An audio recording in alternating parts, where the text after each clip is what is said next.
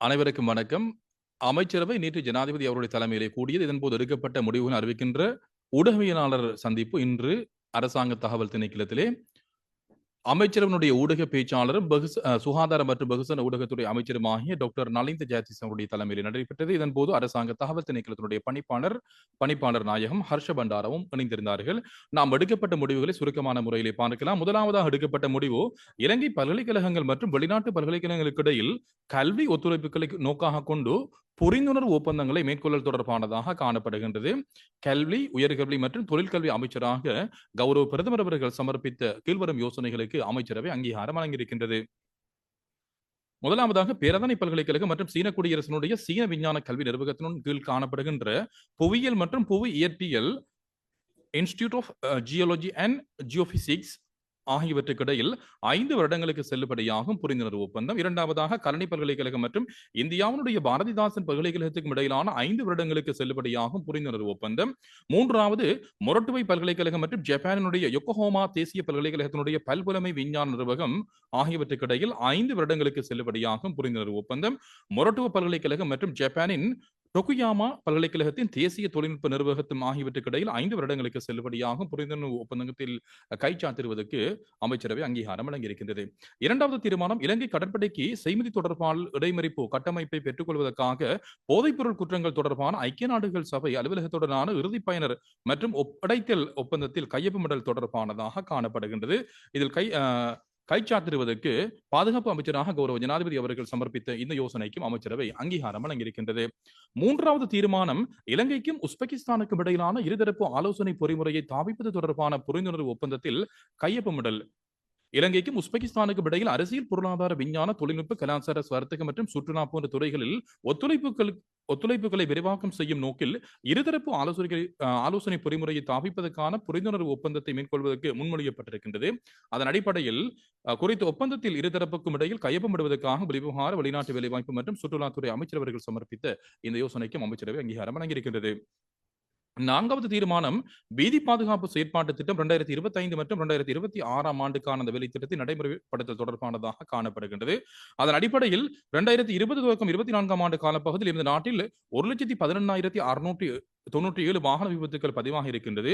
அதன் காரணமாக 12,322 பேர் உயிரிழந்துள்ளார்கள். அத்துடன் பாதுகாப்பற்ற புகையிரத கடவைகள் காரணமாக 400 விபத்துக்கள் பதிவாகி இருப்பதாக போலீசாருடைய தகவல் தெரிவிக்கின்றது. அதன் அடிப்படையில் 2025-26 வீதி பாதுகாப்பு செயற்பாட்டு திட்டத்தை அமுல்படுத்துவதற்காக போக்குவரத்து, நெடுஞ்சாலைகள் மற்றும் நகர அபிவிருத்தி பதில் அமைச்சர் அவர்கள் சமர்ப்பித்த இந்த யோசனைக்கும் அமைச்சரவை அங்கீகாரம் வழங்கியிருக்கின்றது. ஐந்தாவது தீர்மானம், எதிர்வரும் காலங்களில் மன்னாரில் காற்றாலை மின் உற்பத்தி கருத்திட்டங்கள் நடைமுறைப்படுத்துவதை இடைநிறுத்தல் தொடர்பானதாக இது காணப்படுகின்றது.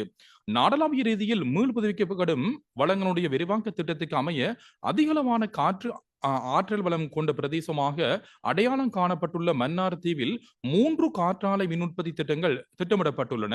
குறித்த கருத்திட்டங்களில் ஒரு கருத்திட்டமான தம்பபவனி காற்றாலை மின் உற்பத்தி நிலைய நடவடிக்கைகள் 2021 ஆண்டில் ஆரம்பிக்கப்பட்டதாக அது காணப்படுகின்றது. ஏனைய கருத்திட்டங்களான வின்ஸ்கேப் மன்னா பிரைவேட் லிமிடெட்டுக்கு அந்த நிறுவனத்துக்கு 20 மெகாவாட் காற்றாலை மின் உற்பத்தி மற்றும் ஹெய்லேஸ் ஃபென்டன்ஸ் ஆகிய நிறுவனத்துக்கு 50 மெகாவாட் காற்றாலை மின் உற்பத்தி நடவடிக்கைகள் முறையே 2025 மற்றும் 2026 ஆண்டு டிசம்பர் மாதங்களில் ஆரம்பிப்பதற்கு திட்டமிடப்பட்டிருக்கின்றது. பிரதேச மக்கள் சமர்ப்பித்துள்ள சுற்றாடல் மற்றும் சமூக பிரச்சனைகளை கருத்தில் கொண்டு மன்னார் தீவு மக்களுடைய விருப்பமின்றி தொடர்ந்தும் குறித்த தீவில் காற்றாலை மின் உற்பத்தி கருத்திட்டத்தை நடைமுறைப்படுத்த வேண்டாம் என கௌரவ ஜனாதிபதி அவர்களால் ஏற்புடைய அதிகாரிகளுக்கு அறிவிக்கப்பட்டிருக்கின்றது. அந்த விடயத்தை வலுசக்தி அமைச்சர் நேற்று நடைபெற்ற அமைச்சரவையிலே தெரிவித்திருக்கின்றார். அதன் அடிப்படையில் அதற்கமைய குறித்த நடவடிக்கைகளை மேற்கொள்வதற்கு அமைச்சரவை அங்கீகாரம் வழங்கியிருக்கின்றது. அந்த அடிப்படையில் மன்னாரிலே செயற்படுத்த இருந்த அந்த 3 காற்றாலை மின் உற்பத்தி வேலை திட்டங்களை உடனடியாக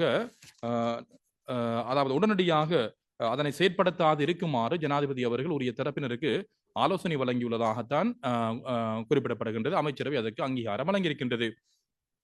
அடுத்த தீர்மானமாக அமைவது, மகரகம பிலியந்தல வீதியின் 2 கிலோமீட்டர் தொடக்கம் 3.700 கிலோமீட்டர் வரைக்குமான வீதியை புனரமைப்பு செய்தல் தொடர்பானதாக காணப்படுகின்றது. குறித்த பகுதியை புனர்நிர்மாணம் செய்வதற்கு அமைச்சரவை அங்கீகாரம் வழங்கியிருக்கின்றது. 7வது தீர்மானம் தற்போது நிர்மாணிக்கப்பட்டு வருகின்ற கட்டுமானங்கள் இடைநடுவில் நிறுத்தப்பட்டுள்ள மாவட்ட செயலகங்கள் மற்றும் பிரதேச செயலக கட்டடங்களுடைய கட்டுமான திட்டங்களின் வேலைகளை பூர்த்தி செய்தல் தொடர்பானதாக காணப்படுகின்றது. அதன் அடிப்படையில் வருடாந்த நிதி ஒதுக்கீட்டின் அடிப்படையில் பகுதியளவில் நிர்மாணிக்கப்பட்டுள்ள 5 கருத்திட்டங்களும் போதிய அளவு நிதி உதவி கிடைக்காமையால் கட்டுமானங்கள் இடைநிறுத்தப்பட்டுள்ள 6 கருத்திட்டங்களும் காணப்படுவதாக கண்டறியப்பட்டிருக்கின்றது. கடந்த காலங்களில் கட்டுமானத் துறையில் பொதுவாக ஏற்பட்டுள்ள தாக்கங்கள் காரணமாக அக்கட்டிடங்களை குறித்த மதிப்பீட்டு செலவு அதிகரித்துள்ளமையால் அவற்றின் வேலைகளை பூர்த்தி செய்வதற்கு தாமதமாகியுள்ளது. அதற்கமைய பொது நிர்வாக மாகாண சபைகள் மற்றும் உள்ளூராட்சி அமைச்சர் அவர்கள் சமர்ப்பித்துள்ள யோசனையை கருத்தில் கொண்டு வருடாந்த வரவு செலவு திட்ட மதிப்பீடுகளில் நிதி ஒதுக்கீட்டை பயன்படுத்தி கட்டுமான பணிகளை மேற்கொள்வதற்கு மொத்த செலவு மதிப்பீட்டை திருத்தம் செய்து அவற்றின் கட்டுமான பணிகளை துரிதமாக பூர்த்தி செய்வதற்கும் கட்டுமான பணிகள் இடைநிறுத்தப்பட்டுள்ள கருத்திட்டங்களை அரச முதலீட்டு திட்டத்தில் உட்சேர்த்து தேவையான நிதி ஒதுக்கீடு செய்து நடைமுறைப்படுத்துவதற்கும் அமைச்சரவை அங்கீகாரம் வழங்கியிருக்கின்றது. அடுத்த தீர்மானமாக 8வது தீர்மானமாக அமைவது விசேட அதிரடிப்படையினருக்கு 100 மோட்டார் வாகனங்கள், மோட்டார் சைக்கிள்கள் மற்றும் 50 முச்சக்கர மோட்டார் ஊர்திகளை கொள்வனவு செய்தல் தொடர்பானதாக காணப்படுகின்றது. அதன் அடிப்படையில் நாடளாவிய ரீதியில் காணப்படுகின்ற 76 பிரதான முகாம்கள், அதாவது அதிரடிப்படையைச் சேர்ந்த அதேபோன்று 23 உப முகாம்கள் மற்றும் 14 விசேட பிரிவுகளும் தற்பொழுது செயற்பட்டு வருகின்றன. குறித்த படையணிக்கு ஒப்படைக்கப்பட்டுள்ள கடமைகளை மேற்கொள்வதற்கு தற்போது 314 மோட்டார் சைக்கிள்களில் 90% 10 வருடங்களுக்கு மேற்பட்டதாக காணப்படுகின்றன. எனவே அந்த சைக்கிள்களில் உங்களுக்கு தெரியும், அவருடைய அந்த செயற்பாடுகளை செய்கின்ற பொழுது பல்வேறு வகையான இயந்திர கோளாறுகள் ஏற்படுவதாக தெரிவிக்கப்படுகின்றது. எனவே அதனை அடிப்படையாக கொண்டு போதைப்பொருள் தடுப்பு மற்றும் திட்டமிடப்பட்ட பாதாள உலக குழுக்களை ஒழித்தல் போன்ற கடமைகளை சிறப்பான முறையில் மேற்கொள்வதற்கு இயலுமாகும் வகையில் விசேட அதிரடிப்படையினருக்கு 125 சிசி இயந்திர கொள்ளளவு கொண்ட 100 மோட்டார் சைக்கிள்கள் மற்றும் 50 முச்சக்கர மோட்டார் ஊர்திகளை கொள்வனவு செய்வதற்காக பொதுமக்கள் பாதுகாப்பு மற்றும் பாராளுமன்ற விவகார அமைச்சர் அவர்கள் சமர்ப்பித்த இந்த யோசனைக்கும் அமைச்சரவை அங்கீகாரம் வழங்கியிருக்கின்றது. அடுத்த தீர்மானமாக அமைவது 9வது தீர்மானம் இலங்கை புகையிரத திணைக்களத்தின் புகையிரத இயந்திர சாரதிகள், புகையிரத பாதுகாப்பு அதிகாரி, புகையிரத நிலைய பொறுப்பதிகாரி மற்றும் புகையிரத பாதுகாப்பு முகாமையாளர் போன்ற பதவிகளுக்கு பெண் உத்தியோகத்தர்களை ஆட்சி சேர்ப்பு செய்தல் தொடர்பானதாக காணப்படுகின்றது.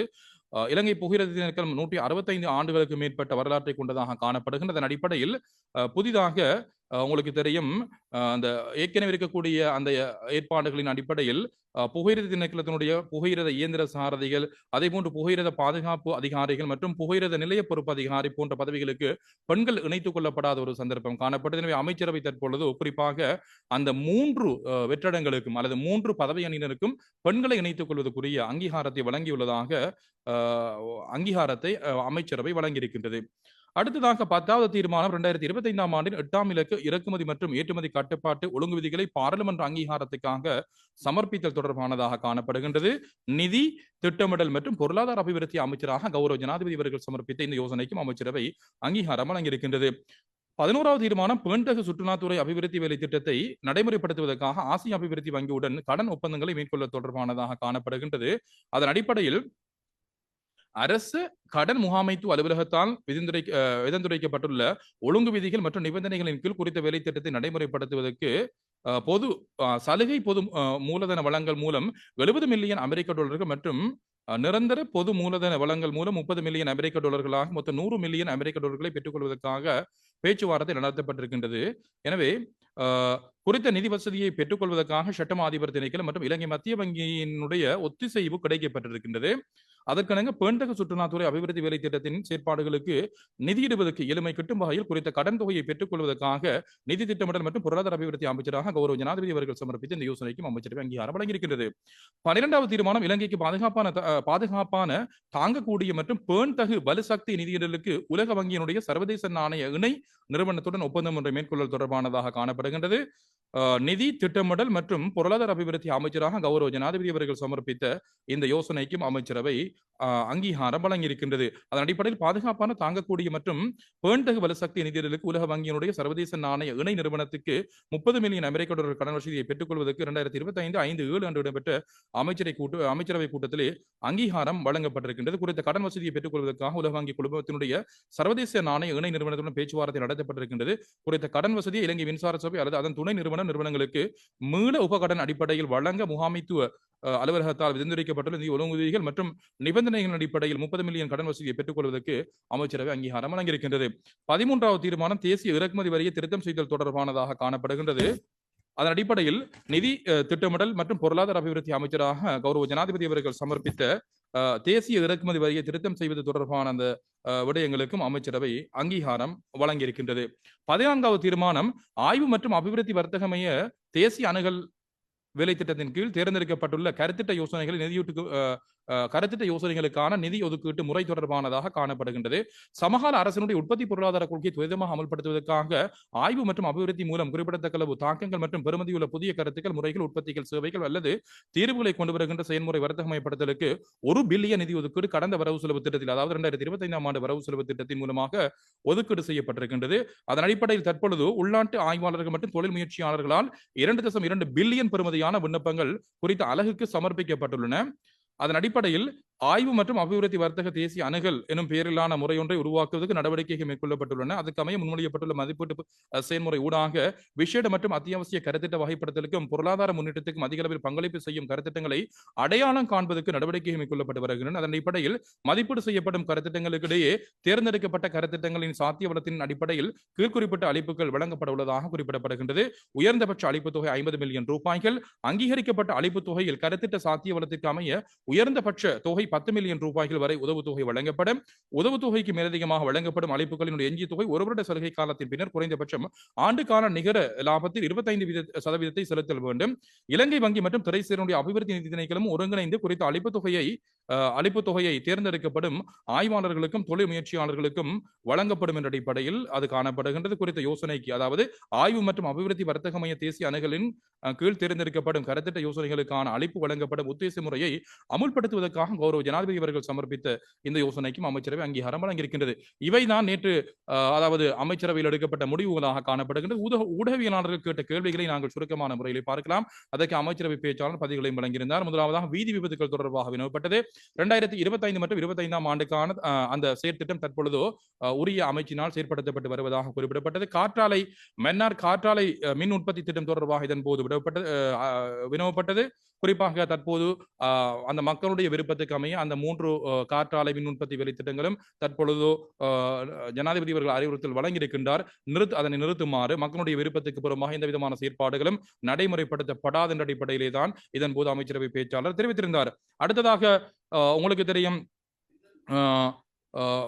இலங்கை போலீஸ் திணைக்களத்தினுடைய விசேட அதிரடி படையினருக்கு 125 சிசி மோட்டார் சைக்கிள் அந்த என்ஜின் கொள்ளளவு கொண்டது போதுமா என்று வினவப்பட்டது. தற்போதைய பொருளாதார நிலைமையின் அடிப்படையில் குறித்த வாகனங்கள் வழங்கப்படுகின்றது. எதிர்வருகின்ற காலங்களில் 125 சிசியை விட கூடுதலான அந்த என்ஜின் கொள்ளளவு கொண்ட வாகனங்கள் வழங்கப்படும் என்ற அடிப்படையில் அமைச்சரவை பேச்சாளர் இதன்போது தெரிவித்திருந்தார். அடுத்ததாக போதைப்பொருள் ஒழிப்பு தொடர்பாக மேற்கொள்ளப்பட்டு வருகின்ற விடயங்கள் தொடர்பாக இதன்போது ஊடகவியலாளர்கள் பல கேள்விகளை தொடுத்திருந்தார்கள். தற்பொழுது அந்த செயற்பாடுகள் முன்னெடுக்கப்பட்டு வருகின்றது. பொதுமக்கள் குறிப்பாக உரிய போலீசாருக்கு அல்லது உரிய திணைக்களங்களுக்கு தகவல்களை வழங்க முடியும். சட்டத்தை பொதுமக்கள் ஒருபோதும் கையில் எடுக்க முடியாது. சட்டத்தை உரிய நிறுவனங்கள் தான் செயற்படுத்த வேண்டும் என்ற அடிப்படையில் என்பது அமைச்சர் செயற்படுத்தும் என்றும், குறிப்பாக போதைப் பொருளால் பாதிக்கப்பட்ட அந்த நபர்களுக்கு தேவையான புனர்வாழ்வு மற்றும் தேவையான உளநல வசதிகள் கூட தற்பொழுது அரசாங்கத்தினால் செயற்படுத்தப்பட்டு வருகின்றது. ஒவ்வொரு மாவட்டத்திலும் ஒவ்வொரு புனர்வாழ்வு மையங்களை ஏற்படுத்துவதற்கும் அரசாங்கம் எதிர்பார்த்துள்ளதாக இதன் போது அமைச்சரவை பேச்சாளர் தெரிவித்திருந்தார். அடுத்ததாக கிழங்கு வெங்காய இறக்குமதி தொடர்பாக இதன் போது வினவப்பட்டது. உள்நாட்டு உற்பத்தியாளர்கள் பாதிக்கப்படுவார்கள் அல்லவா என்று இதன் போது ஒரு ஊடகவியலாளர் கேள்வியை தொடுத்திருந்தார்.